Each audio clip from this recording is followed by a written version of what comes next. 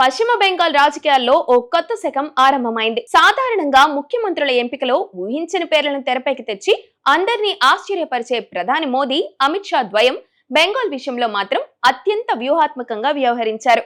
Party విజయంలో సింహభాగం పోషించిన సువేందు అధికారి వైపే అధిష్టానం మొగ్గు చూపింది. స్వయంగా కేంద్ర హోంమంత్రి అమిత్ షా కోల్కతాకు చేరుకుని బీజేపీ శాసనసభాపక్ష సమావేశంలో సువేందు పేరును అధికారికంగా ప్రకటించారు. ముఖ్యమంత్రి పీఠం కోసం పలువురు సీనియర్ల పేర్లు పరిశీలనలోకి వచ్చినప్పటికీ మెజారిటీ ఎమ్మెల్యేలు సువేందు అధికారి అభ్యర్థిత్వానికే జై కొట్టేశారు.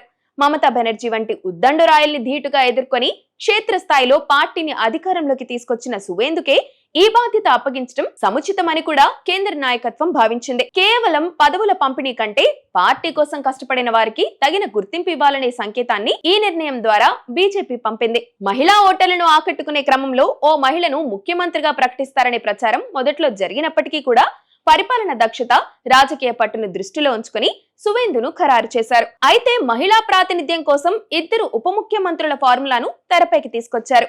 వీరిలో ఒకరు మహిళా ఎమ్మెల్యే కాగా మరొకరు ఉత్తర బెంగాల్ లేదా వెనుకబడిన వర్గాల నుంచి ఉండబోతున్నారు. సువేందు నాయకత్వంలో బెంగాల్ ను సోనార్ బంగ్లాగా తీర్చిదిద్దడమే తమ లక్ష్యమని బీజేపీ వర్గాలు వెల్లడించాయి.